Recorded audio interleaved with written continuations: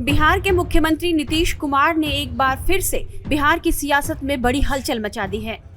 बिहार में JDU RJD गठबंधन के दिन अब लग चुके हैं और नीतीश कुमार की किसी भी वक्त फिर से एनडीए में वापसी पक्की मानी जा रही है। कहा जा रहा है कि नीतीश कुमार इस्तीफा देंगे और विधानसभा भंग करने की सिफारिश करेंगे। मीडिया रिपोर्ट्स के मुताबिक नीतीश कुमार एनडीए में शामिल होकर नई सरकार के गठन के लिए 28 जनवरी को शपथ भी ले सकते हैं। बीजेपी नेता सुशील मोदी फिर डिप्टी सीएम बनाए जा सकते हैं।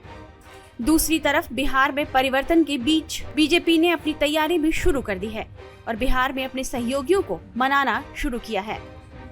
नीतीश कुमार एनडीए में वापसी कर रहे हैं, इस बारे में बिहार के पूर्व डिप्टी सीएम और बीजेपी नेता सुशील मोदी ने साफ संकेत दे दिए हैं और कहा है कि राजनीति संभावनाओं का खेल है। दिल्ली में 25 जनवरी को बिहार के मुद्दे पर हुई एक अहम बैठक के बाद सुशील मोदी ने इस बारे में क्या कहा है, आइए पहले आपको उनका बयान सुना देते हैं। कल की बैठक में तो लोकसभा चुनाव की रणनीति पर विचार हुआ है और जहां तक देखिए नीतीश कुमार या जदयू का सवाल है तो राजनीति में हमेशा दरवाजा बंद नहीं रहता। जो दरवाजा बंद रहता आवश्यकता पड़ने पर खुल भी सकता है। अब खुलेगा कि नहीं खुलेगा, क्या होगा, ये मैं नहीं कह सकता हूँ। ये हमारा केंद्रीय नेतृत्व इन चीजों को तय करता है।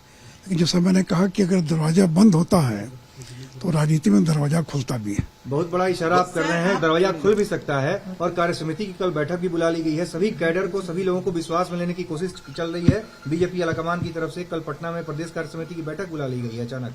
हाँ नहीं, वो तो देखिए रूटीन है। बैठक जो है हर 2-3 महीने पर होती है, तो वो बैठक हो रही है। लेकिन जैसा मैंने कहा कि राजनीति संभावनाओं का खेल है, कुछ भी हो सकता है। लेकिन अभी मैं इससे ज्यादा कुछ नहीं कर सकता हूँ, तो ये हम लोग को इसके बारे में कोई जानकारी तो क्या सर मान लिया जाए कि नीतीश कुमार के लिए दरवाजा खुल गया, वो आ जा रहे हैं? नीतीश कुमार के लिए दरवाजा खुल गया, आप इशारा बड़ा इशारा सर कर रहे हैं। मैंने कहा कि पहले तो उसके प्रोस क्या होंगे, कौन क्या होंगे? मैंने इतना ही कहा कि राजनीति में परमानेंट दरवाजा कभी बंद नहीं होता। अगर दरवाजा बंद होता है तो खुलता भी है और खुलता तो फिर बंद भी होता है। तो कब खुलेगा, कब बंद होगा, इन सारी चीजों के बारे में अभी मैं कुछ नहीं कर सकता। नीतीश कुमार के महागठबंधन छोड़ने की खबर के बीच 25 जनवरी को दिल्ली से लेकर पटना तक सियासी घटनाक्रम बहुत तेजी से बदला। दिल्ली में केंद्रीय गृह मंत्री अमित शाह ने बीजेपी नेताओं के साथ जेपी नड्डा के नेतृत्व में बैठक की। वहीं दूसरी ओर केंद्रीय गृह राज्य मंत्री और बीजेपी नेता नित्यानंद राय पूर्व सीएम जीतन राम मांझी के आवास पर पहुंच गए। शीतलहर और भीषण ठंड के बीच जीतन राम मांझी के आवास पर नित्यानंद राय काफी देर तक ठहरे और गर्म राजनीति पर काफी लंबी चर्चा हुई। उसके बाद वे वहां से रवाना हो गए। बताया जा रहा है कि नीतीश कुमार को एनडीए में वापस लेने से पहले बीजेपी नेतृत्व बिहार में अपने सहयोगियों को मनाने में जुटी है। ऐसा इसलिए कि यदि नीतीश कुमार एनडीए को साथ लेकर दोबारा मुख्यमंत्री बनते हैं तो उसके बाद एनडीए के नेता नाराज न हो जाएं। इसलिए उन्हें पहले से ही इस बारे में समझाया जा रहा है। नित्यानंद राय से जीतन राम मांझी की मुलाकात में क्या हुआ, इस बारे में पटना में हमारे संवाददाता साकेत कुमार ने जीतन राम मांझी से विस्तृत बातचीत की है। आइए आपको वह बातचीत भी सुनाते हैं। बिहार के लगातार बदलते राजनीतिक घटनाक्रम पर बात करने के लिए हमारे साथ पूर्व मुख्यमंत्री जीतन राम मांझी जी हैं। चूंकि कल नित्यानंद राय जो केंद्रीय गृह राज्य मंत्री हैं वो भी जीतन राम मांझी से आके उनके आवास पर उन्होंने मुलाकात की। उसके बाद ये कयास लगाया जा रहा है कि मांझी जी को मनाने की भी कोशिश हो रही है। कल नित्यानंद राय जी भी पहुंचे थे आपके पास मिलने के लिए, क्या कुछ बातें हुई और क्या नीतीश कुमार अगर जिस तरह से बातें आ रही है कि वो फिर से पलट सकते हैं तो मांझी जी क्या उनको एक्सेप्ट करेंगे, स्वागत करेंगे एनडीए में? तो हम तो बहुत पहले बात ही बोल चुके हैं, आज ही कोई नई बात नहीं है कि भाई हम लोग एनडीए में हैं। एनडीए का जो निर्णय होगा वो मान्य होगा। अगर एनडीए के लोग चाहेंगे कि नीतीश कुमार को अपने पक्ष में ले आवें तो फिर हमारा विरोध करने का क्या सवाल है। इसलिए कोई प्रश्न ही नहीं उठता है। हम एनडीए के हैं, एनडीए का जो निर्णय होगा उसको हम लोग मानेंगे।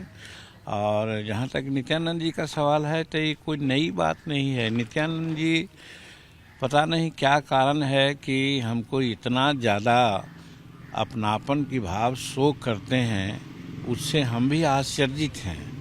वो जहाँ कहीं भी उद्घाटन समारोह हो, शिलान्यास समारोह हो, जाते हैं तो मुख्य अतिथि के रूप में उनका नाम रहता है, उसको बदलवा देते हैं, हम ही को मुख्यमंत्री अतिथि मानते हैं।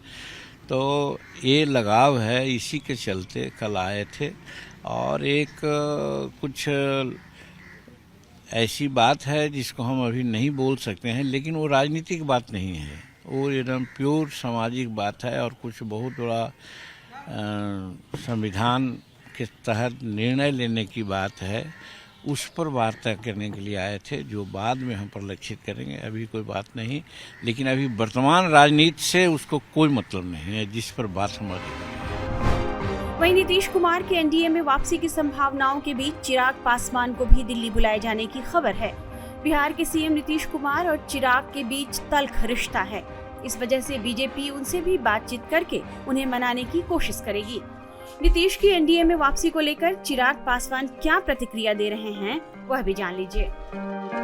बिहार की राजनीतिक परिस्थिति लगातार बदल रही है। हमारे साथ चिराग पासवान जी है बात करने के लिए। चिराग जी, जो राजनीतिक हालात बिहार में है, किस तरह से इसको आप लोग मॉनिटर कर रहे हैं? क्या आगे आपका फैसला रहेगा? क्या नीतीश कुमार अगर एनडीए में आते हैं तो स्वागत करेंगे आप लोग?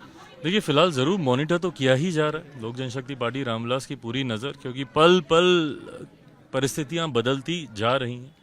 काफ़ी जानकारियां जो आप लोगों के माध्यम से भी छन के आ रही हैं, भाजपा के शीर्ष नेतृत्व से मैं निरंतरता में संपर्क में हूं, उनसे जो जानकारियां मिल रही हैं।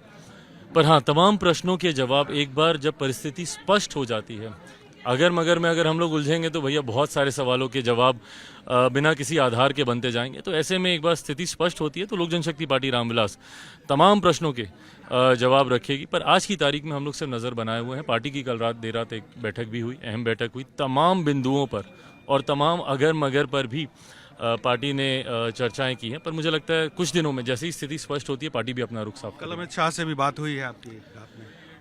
मैंने कहा कि मैं शीर्ष नेतृत्व के संपर्क में हूं और आने वाले दिनों में मुझे लगता है बैठकों का अभी दौर चलेगा और सारी परिस्थिति स्पष्ट होगी। आपका मुखर विरोध नीतीश कुमार को लेकर है, इसलिए संशय की स्थिति है। क्या अगर बीजेपी आपको मनाने की कोशिश करेंगे तो चिराग पासवान मानेंगे नीतीश कुमार के नाम पर? फिर ये अगर से ही जुड़ा हुआ सवाल है। जैसा मैंने कहा, अगर मगर एक बार परिस्थिति स्पष्ट हो जाए, तमाम प्रश्नों के जवाब दिए जाएंगे। तो क्या बिहार में स्थिति बदलती हुई तो आपको भी दिख रही है? यकीनन दिख रही है, पर ये ऐसा नहीं है कि पहली बार ऐसा हो रहा है। कई बार अटकलों के बाजार गर्म हुए हैं और कई बार यथास्थिति ही बन गई है। तो ऐसे में प्रतिक्रिया सिर्फ देने के लिए और हर हाइपोथेटिकल क्वेश्चन पे मुझे नहीं लगता कि ये उचित है। एक बार तमाम परिस्थिति स्पष्ट होती है, जरूर अपनी बातों को रखें। फैसला लेने के लिए आपको अधिकृत किया गया है, बैठक जो कल रात आपकी हुई है। देखिए, मेरे नेता, मेरे पिता आदरणीय रामविलास पासवान जी ने ये मूल मंत्र हम तमाम कार्यकर्ताओं को दिया था कि सबसे ऊपर राष्ट्र हित होता है, उसके बाद पार्टी का हित है और उसके बाद अगर कुछ बचेगा तो इंसान अपने व्यक्तिगत हित की चिंता कर सकता है। ऐसे में मेरा पूरा समर्पण मेरी पार्टी के लिए है। जो भी फैसला लिया जाएगा वो पार्टी के हित को ही मद्देनजर रखते हुए लिया जाएगा। बताया जा रहा है कि बीजेपी ने नीतीश कुमार को एनडीए में वापस लेने को लेकर सभी संभावनाओं पर विचार कर लिया है और अब सब कुछ तय हो गया है। दिल्ली की बैठक से सकारात्मक रिपोर्ट आ गई है।